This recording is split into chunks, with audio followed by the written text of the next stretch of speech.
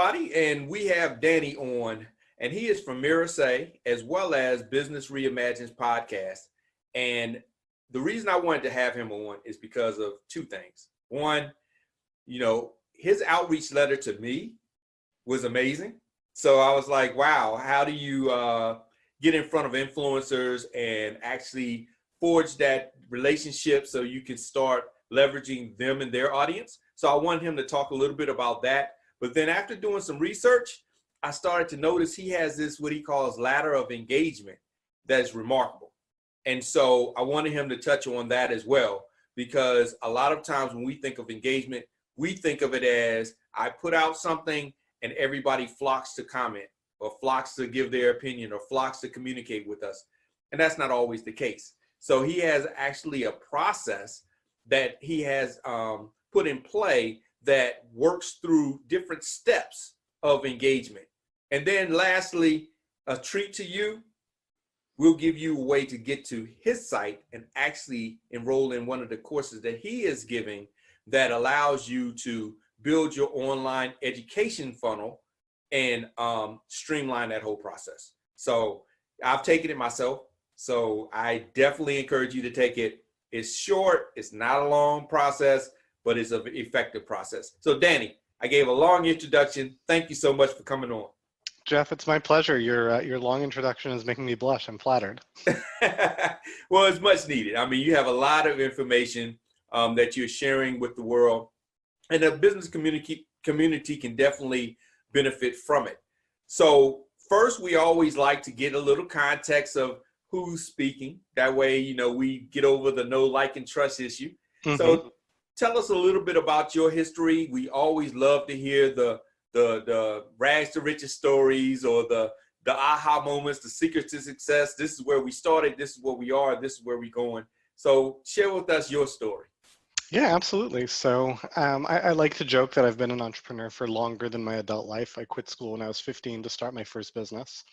And I bounced around, did a bunch of smaller, business/project type things. And my first attempt at a bigger kind of startup type company was in 2006, 2007. It was a literacy education technology startup. We were building software that teaches kids how to read. And we were building some really interesting, really innovative technology. The experts loved it, the kids loved it.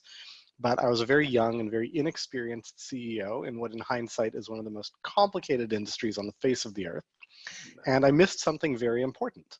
Even though the experts and the kids loved it, the parents and the teachers, who would be the actual customers, they didn't get it. And so we were bleeding money. And by the time I figured out, okay, here's what we need to do. We need to change our plan. This is the new direction. I worked it all out. I hit the pavement to raise money for making this pivot. And that was September 2008. And so wait a minute, it's burning my soul.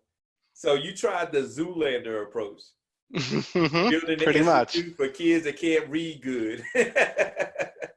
Pretty much. But so it was, the summer of it was September of 2008. The markets crashed. There was no money to be found, and it all just kind of imploded. And I had taken money from investors, from friends, from family. I wasn't comfortable going back to them and telling them, look, sorry, your money's all gone. So I took a lot of those losses on myself. So I walked away from that with about $250,000 in personal debt. Oh, wow. And, the thing about having a business implode on you is that, yeah, it's a huge setback financially, but it's also really rough emotionally, right? For anyone who hasn't been through it, if you have, then but if you haven't been through it, it's a lot like going through a really rough breakup. Yeah. And after you go through a really rough breakup, you're not ready to start dating again right away. You need to lick your wounds a little bit. Yeah. And so I was there kind of thinking, well, all right, I've still got bills to pay. What can I do that doesn't involve building a giant team, that doesn't involve raising capital, that doesn't involve all these commitments? I was basically looking for my rebound business. Okay. And so I decided I've learned a lot over the years. I'm going to start a blog and I'm going to teach the things that I do and the things that I know how to figure out. And it was kind of the right message at the right time. It struck a chord and it just took off. So my rebound business became the one. Okay. So this was about a decade ago, and we've grown from, kind of me blogging by myself in my studio apartment to I have a team of a couple dozen people. We serve students all over the world. I've written a whole bunch of books, and I've just gotten to do really cool things by putting ideas into the market with a value and ethos that seems resonant, that seem to be lacking. Oh, okay. So now you're living the dream. So that's good. I can't complain. There's always room to do a lot better, and in the grand scale of human success, my success is very small, but I'm very grateful for the lifestyle that I've been able to create, for the impact I'm able to have on people that I really respect. Okay. So in that transition, what was that breakthrough moment? I mean, something that said, okay, I learned from my mistakes, but this is the one that actually changed everything. Um, I don't know that I can point to a single moment. Not that I didn't make mistakes, I made many. Mm-hmm. And not that I didn't learn from them. I learned from at least some of them. Mm-hmm. Um, but I think, I don't know who said that life is a series of small wins, or that success is a series of small wins, but that's kind of been my experience. It's been a lot of small lessons along the way. Okay. A lot of trying things and kind of seeing what works and what doesn't, and doing more of what works and less of what doesn't. But I Okay. mean, I can't say here is the one moment where, that was the moment I just figured it out, and from then on, life was just perfect. Yeah. I don't think that's how life works. Okay. Well, the one good point and takeaway from that is you focused on what worked. And so instead of focusing so much on what didn't work and consuming your time with trying to fix what doesn't work, you focused on what worked and pretty much enhanced that. And then the things that didn't work, you got to those as you could, and they kind of worked themselves out. So, Well, or you just stop doing it. If it's not working, it's not working, right? I mean, but yeah. the keys there are that you have to do a lot of things, because you don't know what works and what doesn't if you don't give a lot of things a shot. Yeah. And then to try to like figure out, well, okay, not just what is working, but why is it working? What's going on underneath the surface here? Okay. That makes sense. So your business, started to rebound. You started to get on there and make some things happen. The next thing that you had to do was, of course, go out to people. Now you Hmm. stated you didn't want to go back to the ones that you had already had investments given to you from. You didn't want to pretty much go back into those sandboxes, but you needed to reach out to new people. Well, I Um, didn't have a choice. It was a different business. It was a different industry. Like the people who, the friends and family who had lent me money, that was great, but they were not people who, like, they couldn't support the business I was building. They were not the kind of influencers who had the access that I needed. Yeah, that's a good point.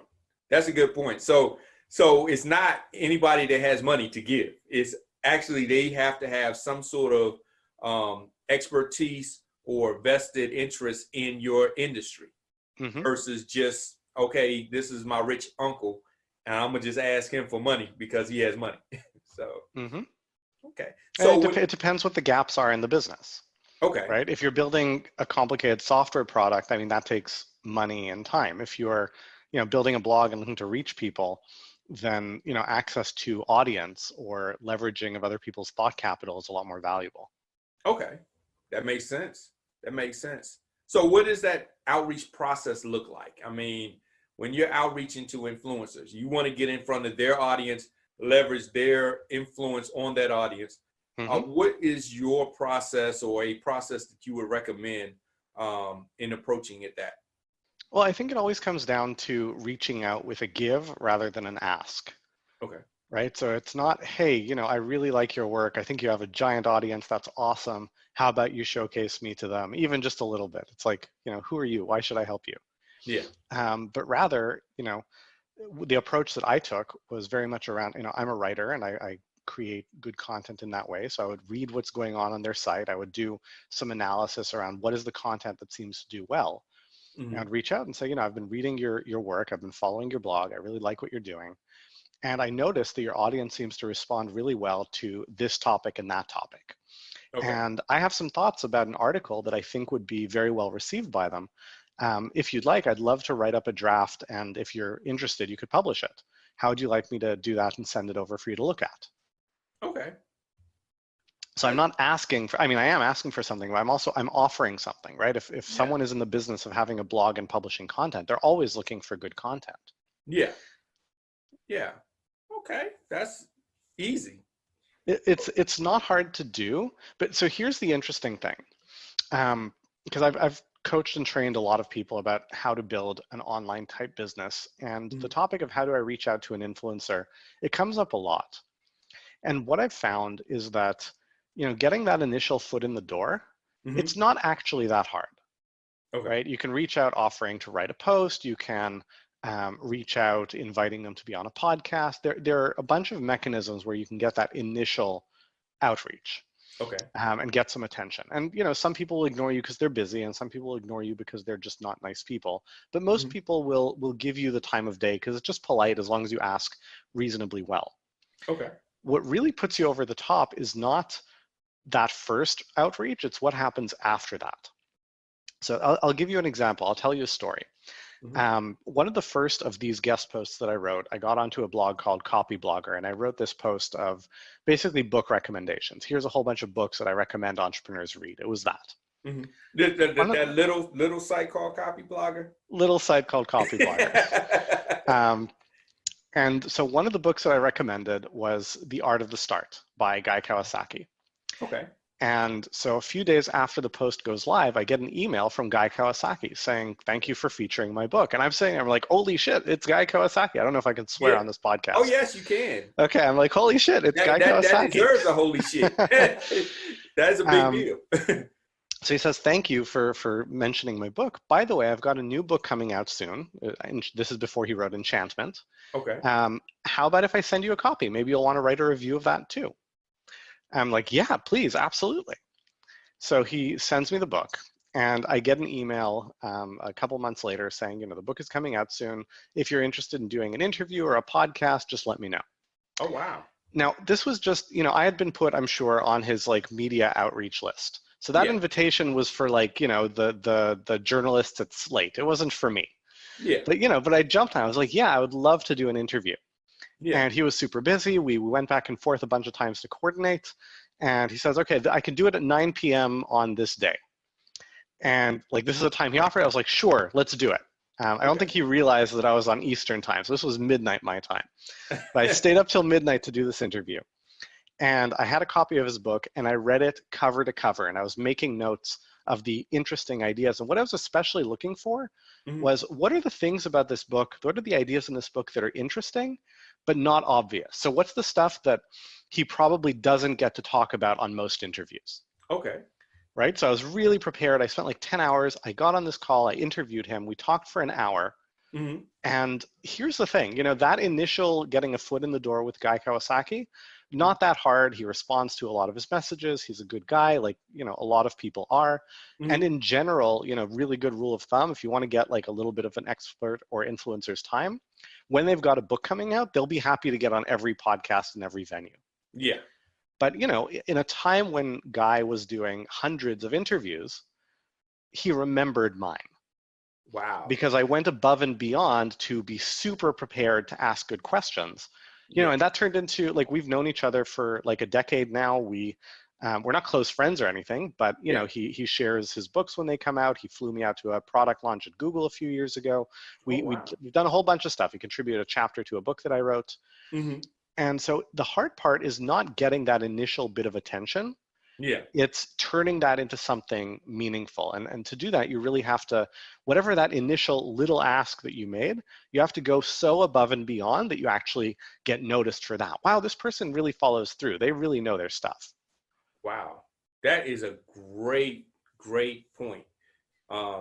Great education. And congratulations on Guy. I've been trying to get Guy for a while. We're friends on Twitter. On Twitter. But he's a car enthusiast. I'm a car enthusiast. I'm like, wow, love to talk to him about that. Not really business wise, but fellow car enthusiast. Congratulations, Guy, on that Benz endorsement. He talks about that, but that's important that you say that follow-up. They say it in sales that the money is in the follow-up. Absolutely. That's something that even I don't do as well as I probably should, is that after you get the initial interview or communication, having that follow-up structure in place Mm-hmm. and building what's called a relationship, because that's really what you're doing. You're building that relationship. What are some of the steps that you do when you're doing like that follow-up process? Well, it's about whatever that initial opportunity is, Mm-hmm. treating it as super, super valuable. So here's a for example, right? If you were invited to be on Oprah's podcast, Mm-hmm. right? That's a huge honor. Yeah. You wouldn't just be like, all right, I'll put it in my calendar, and you finish making your coffee, you show up, you turn on your headset. So it's like, Oprah, yeah, hey Oprah, what are we talking about today? What do Yeah. you usually talk about on your podcast? No, you're going to do your homework. You're going to be Yeah. like, all right, well, who does she usually interview, and what do the good interviews sound like? You will treat it with respect because it's a big opportunity. So Yeah. whenever you're given an opportunity, either give it that level of respect or say, you know what, I'm not going to do this. I'm going to pass on this opportunity. But Okay. case in point, you invited me very graciously to come onto this show, Mm-hmm. right? I mean, I reached out to you when we scheduled, and I was like, could you point me to 2 or 3 of the best episodes you've ran? Because I want to listen to them. I want to see what qualifies as excellent in your world and for your audience. I want to show up and create something truly valuable for them. Yeah. Yes, you did do that. And to be honest, you are the first to actually ask about that. Usually, they'll show up, they'll interview, they may Google, Mm-hmm. the name, but besides that, they don't ask, okay, let me find out what your audience is used to hearing. What do they like? What do they not particularly care for? And so forth. So yes, you definitely did do that. And it's about so fundamentally, you have worked very hard to earn the trust and respect of people who follow your work. Yeah. And, I appreciate that you saw something in my work to say, yeah, maybe Danny has something to contribute, but you're taking a chance on me, right? Yeah. Imagine if I come on here and I totally bomb, right? You're in this awkward position of either saying, you know what, Danny, I'm not going to run this episode because it sucked, or you're going to publish it and your audience is going to look at you and be like, Jeff, what the hell, Yeah. right? I thought I could trust you. And so I just try to take that leap of faith that you're making in me, to take it with the respect and appreciation that it deserves. That's And I true. do that with anytime someone extends a little bit of exposure or outreach or courtesy to me, like just taking it seriously. Yeah, because you are as good as your last piece of content that you put out. I mean, Mm-hmm. unfortunately, you could be A1 and then put out one piece that pretty much destroys everything, and you have to start over. So that is something that everyone, hopefully you have taken that in your notes. You've actually been writing down notes and take that research, that commitment to be serious to all the engagements. Take that seriously. Write that down to say, okay, each piece of content I put out, each relationship I build, I need to do more than just a templated blast, basically. I need to take this as if I was on the Oprah show. Mm-hmm. So that's good advice. Great advice, actually. The next thing would be, you have a ladder of engagement. Now, when I saw that, I was like, wow. And I was listening to it, and you were explaining there's different steps to engagement. We think of engagement as just somebody just basically responding, giving opinion, whatever that engagement would be, as a one-time deal, not as actually steps to it. Mm-hmm. So explain a little bit more about that so the audience can learn about this ladder of engagement. Yeah. So to illustrate this, there's a quote from Avinash Kaushik. He's the digital marketing evangelist for Google.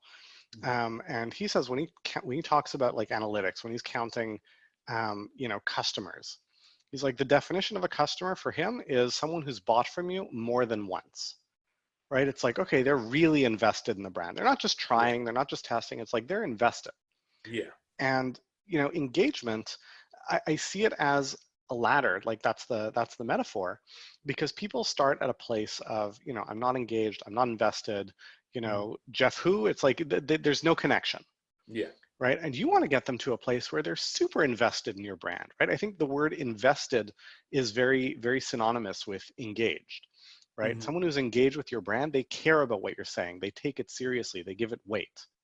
Yeah. And the thing about engagement, similar to investment, is that you can't just shock and awe people into being invested or being engaged, right? Yeah. Because yes, you can produce amazing, spectacular stuff, and they can just not be tuned into it, right? And so you do some of the work. Obviously, you've got to produce great stuff. You've got to put, have that interactive opportunity, but they have to engage with it. They have to do their part too.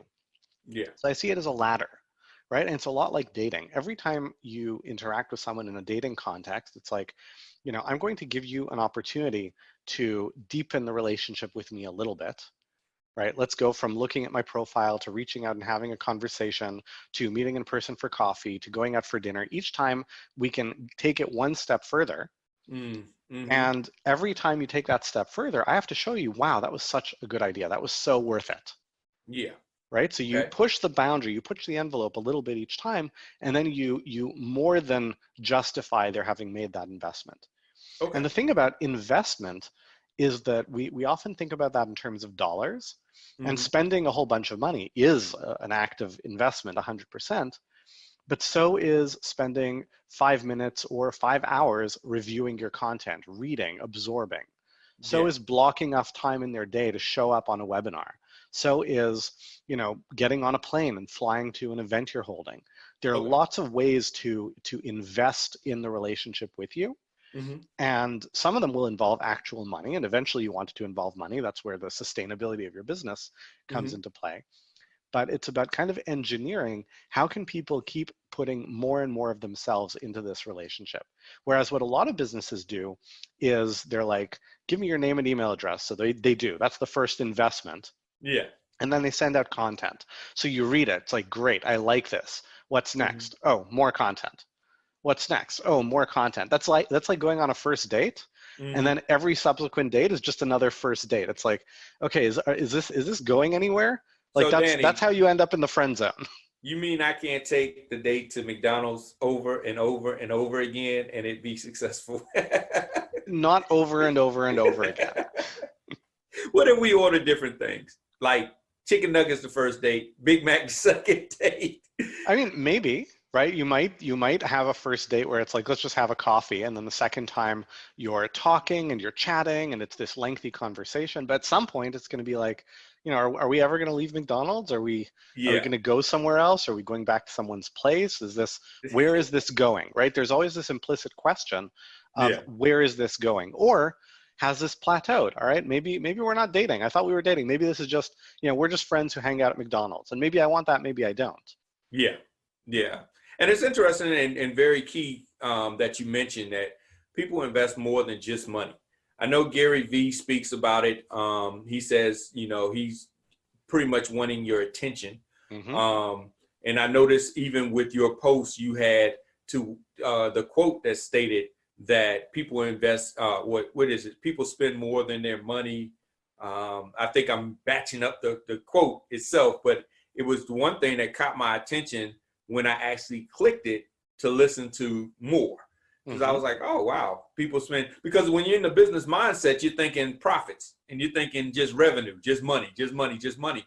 But you're right. I mean, people may invest their time and then like you so much that they reach out to 3, 4, 5 more people. And those people end up becoming customers, even though that one person may not have been. And you can scale that way. But if you're just looking if you're not giving me money, we have nothing to talk about, then you're missing out on opportunities. 100%. Here's a great example. I was looking to work with a service provider a couple months ago, and I was looking for who's going to be really good. And so I searched around and I found someone. I was like, all right, let's book a call. Let's talk. They're like initial introductory conversation. And in preparing for that, I went on Amazon, found their book, downloaded the audiobooks. I listened to their 5-hour audiobook. I was like, I want to know what they're about. Okay. Now, I get on this call, and this person is clearly kind of blowing me off. Why? Because I booked a free call, right? Because, I mean, this was what was on their website. That's just bad strategy. But, I had invested a lot in this exploration. Right? I was like, I want to know what you're about. I want to know where this is going. If on that call he had been compelling, I'd been like, yeah, sure, I'm willing to spend money. Yeah. Right. I'll give you actually, this is a really good example of this. An old friend of mine, Marcus Sheridan, he's a content marketing guy, but his background is he used to be a pool guy, or he used to run a pool company, River Pools and Spas. And when the recession hit years ago, he was like, okay, the business is hurting. I need to drum up business somehow. So he turns to online marketing, SEO, and it becomes the most successful pool company in the United States. Okay. And so he's getting all of these leads, and he'd go on appointments. People are like, I'm interested in a pool. Can you come look at my lot, see if you can put a pool in here? And he'd go. And he did this analysis. He was like, you know what? I can divide all of these sales calls I'm going on into two groups. In one group, I'm closing, let's say 30, these are not the real numbers, but something like this. One group, I'm closing, let's say 30%. The other group, I'm closing 95%. Wow. So what's the difference? He's like, the people who read 26 articles on my site, they're closing 95%. Oh yeah, they've done because they've invested a lot. Yeah. But so what did he do with this, right? With this information, he took the 26 most popular articles on his site, turned them into an ebook. And when someone would book a sales call, he'd say, great, I want us to have a good informed conversation. I'm going to send you this ebook. I want you to read it before I come. And then the morning of the appointment, he would call them. He would say, hey, I'm just confirming our appointment. Hey, did you have a chance to listen to read the ebook? If they say no, he says, no problem. Listen, I want to make sure our time together is productive. Let's reschedule. Oh, wow. Right? So he wouldn't go. Them. Yeah. Exactly. And it's like, because they're, the money they're going to spend is where you all ultimately want to end up. And eventually that's like, but it's often a lagging indicator. People often invest in many ways before they spend money. That makes a whole lot of sense. That's a great strategy, actually.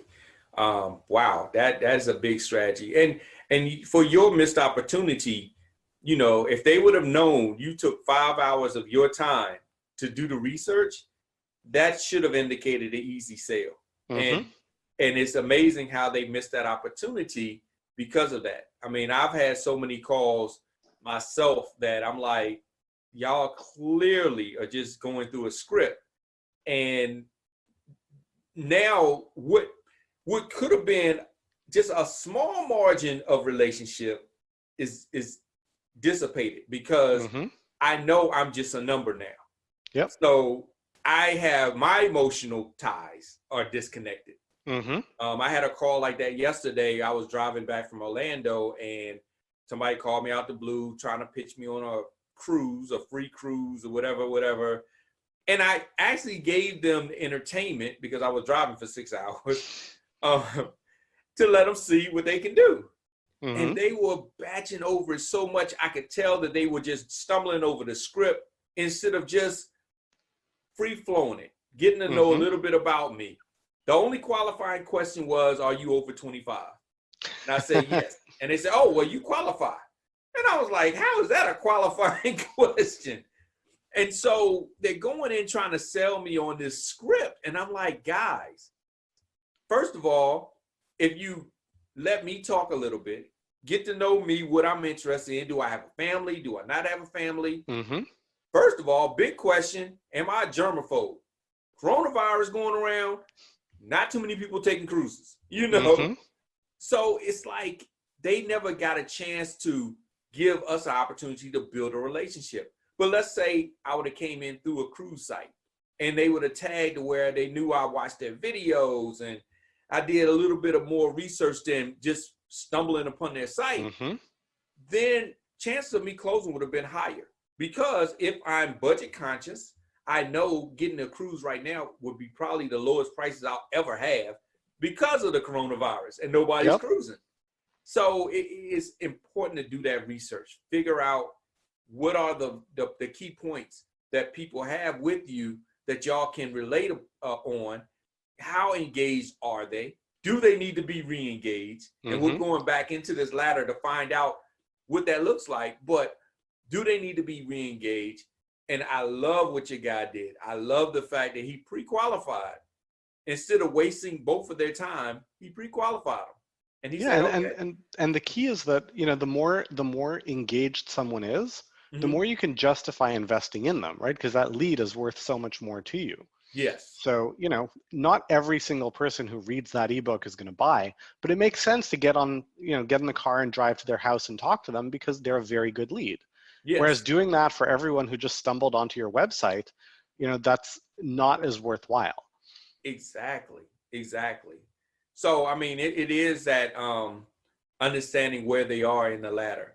Mm-hmm. So continue on with the ladder. I mean, I'm very excited to see what's that next level. Well, that's what it always comes down to. It comes down to what is the next level of investment that I can invite them to make, right? Okay. Investment doesn't mean financial necessarily, but Mhm. it could be more time, more attention, more energy, entrusting me with more of their hopes and dreams, Okay. right? So I'll give you a great example of this. So we run a program called the Business Ignition Bootcamp. We run it a couple times a year. Mhm. It's a free program on kind of the advanced fundamentals of business. Okay. And it's a lot of work. It doesn't cost any money, but you have to apply to get in. It's like a 30-minute long application. You're answering essay questions. Okay. And if you're in, we accept you. It's going to run about a month. There is work that you get to do. There's like lessons every week. You've got to submit assignments. You've got to give feedback on your peers' assignments. If you miss a deadline, you're booted out. Like you've got to do the work. It's Okay. intense. Now Okay. it's free, right? So someone can come into this boot camp, finish the whole thing, come out the other end, and they haven't spent $1 with me yet. Okay. But those are some of the best prospects that I have in my business because they're super invested. Oh yes. Definitely. Definitely. And they've done a lot of the work. So you Mm-hmm. know that they're going to take action, which is really the killer of most people's dreams. Yeah, It's the fact that they don't take action. absolutely. Wow. Wow. That is good. And I love the 30-minute pre-qualification. Mm-hmm. That application funnel is big when you have, higher ticketed or more one-on-one engagement type products. Having them go through an application process to see who's serious, not Mm-hmm. more than just name, email, phone number, company name, and that's it. Those people auto fill in that. But if they Well, have, so it depends, but that's a really good illustration, right? Because those are different stages on the ladder. So mm-hmm, if you're just getting to know me, you just land on my website, you read a couple of articles, you're like, maybe I'll go deeper. Oh, you've got yeah, this free special report, yeah, right? So you don't know me super well. You're like, I'll give it a shot. At that point, maybe you'll put in your name and your email address. If I ask you for like all kinds of essay questions, you're going to be like, you know what, forget this, yeah, right? So you give me your name and email address, and I send you this amazing free ebook. You're like, wow, this was worth it. Next time you ask me to do something, I'll consider it. I'll put in a little more because it'll be worth it. yeah, Right? I would never invite a stranger to spend half an hour filling out that application. They wouldn't do it. yeah, If they've been on my list, they've been following my work, they've been reading my content enough to know that if there's enough of an investment in my business and my brand there, at that point I'm like, hey, here's this opportunity. And they might say, well, this is more of an investment than I've made so far, but I can see that it will be worth it, so I'll try it. And then they do that, and then I really help them level up their business. They're like, wow, that was worth it. okay, okay.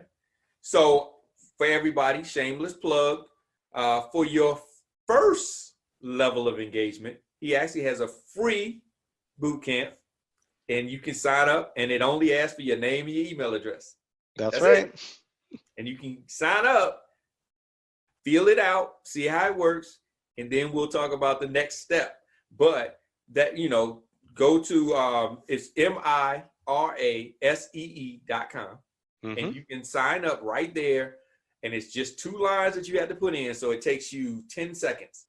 You put that in, you can get on a free boot camp. And then from there, you can see if you want to take it to another level of Mm-hmm. engagement. But that's the first step. So I'll give that shameless plug just Thank in you. the And middle. I will thank you for that. And then I will say, so it takes 10 seconds to register for the boot camp, and the boot camp is super valuable. It's some of our best free training. But it is work. You're going to have to like actually watch the content and, Yeah. do like, you're going to have to put in the work. You can't just like sign up and be like, I'll look at this whenever, because it's a boot camp that will actually go over the course of time. Yeah. Um, And I like the way that you drifted it, that you can't just watch them all kind of like skip around. It actually takes you, like, you can't go to module 2 until module 1's finished. So I like the way that was structured because, I'm kind of one of those guys that binge things. mhm. So when I came in, I looked at module 1, and then I'm like, okay, where's module 2? Then I get the email. Okay, you can go on to module 2. So, Well, and the architecture of that plays into this concept of the laddering of engagement. So in the education world, this is called mastery learning. The idea is just, basically you don't go to module 2 until you've understood module 1. yeah, Because if you're going to give me the time to, go through that boot camp, then I want to make sure you have a good experience. I want to make sure you come out the other end knowing things that you didn't know before, being able to create outcomes in your business that you couldn't before. yeah, Because if I don't do that, you're going to spend, let's say, an hour on this boot camp. You're going to say, I invested an hour. What did I get? Maybe it that's wasn't worth investing that hour. I want to make sure that whenever you put time or energy into your relationship with me, you come out the end, with it having been more than worth it. That's a good point. That is a good point because if I would have batched it, I'm gonna admit I probably wouldn't have got the same amount of value because it would have been running in the background while I'm working, and I would have been multitasking. And I get to it. But you have exercises and stuff, and I'm like, I gotta stop and do that. So I have to commit attention to it That's right. versus just let it run in the background, let a video run, and just work while it's in the background and hopefully catch little nuggets every now and again. So good job on that. That's another strategy. Thank you. See, this is more strategies than we're supposed to say strategy session, like one strategy, but you're getting a bunch of strategies here. And hopefully you're learning a lot of information that's going to help your business as you grow it. So in wrapping this up, I definitely want to get those final notes from you on, how you can actually take action. I mean, we discussed it throughout it, but kind of like the final notes, the takeaways, what would your takeaways be? Well, I think so. A good practice for any entrepreneur to do, and this is something that you can set up a calendar reminder, once a month to just like take 10 minutes and remind you. But like look ahead at the stuff you've got going on in the next month because there's opportunities that come to us all the time. Mm-hmm. And then ask yourself, am I giving every one of those opportunities, 110% of what I could give? Yes. Am I going above and beyond? Am I going to show up in a way that will really be memorable to the people I'm trying to show up for? Yes. That's a takeaway I have to get because I'm telling you I'm not. And I need to get better at that. That's something you're so used to going in mass versus kind of niching it down, saying, okay, I'm going to give full attention to this one particular person or project or activity, versus I'm just doing things to check the box. I did that, contact that person, did that. So, that's something I'm going to definitely be working on personally. And that's Awesome. something else, guys. I mean, hey, we're not perfect. We all have our flaws. So as we go upon this journey, I want you to understand that the person in front of you and the people that are being interviewed in front of you, we all have our flaws. It's not that we have understood it all. We're just sharing with you the good, the bad, and the ugly. And hopefully you'll take that as inspiration to move on in your business. So I just want y'all to know that. Absolutely. Very well said. Great. Well, Danny has given us more than our one strategy, and we thank you so much for that. Like I said, if you want to take that next step, it doesn't take nothing but commitment for you to go and get on the boot camp, see how it works. From there, if you want to take more steps, he has a ton of content that you can consume. And can I point to a particular resource? Yes. So I've got, the expertise I usually help people with is building and selling courses. And I've actually got a book coming out about that called Teach Your Gift. So depending on when people are watching this, we're going to have the book free for a little while on Kindle. We're going to have some other cool resources and stuff going on. So the best place to go is teachyourgiftbook.com. Okay. And they'll find the very best stuff they can get in regards to that. Okay, I'll be sure to put that in the show notes as well. So if you didn't get a chance to jot it down, I'll put it in the show notes and you just click a link and go from there. Awesome.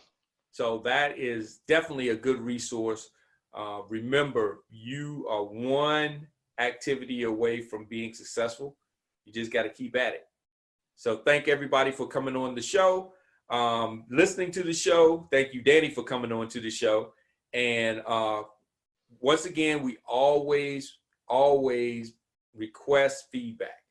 Please provide feedback, comments, questions that you have, because we are trying to help teach and elevate your business, and we can't unless you give us the feedback we need.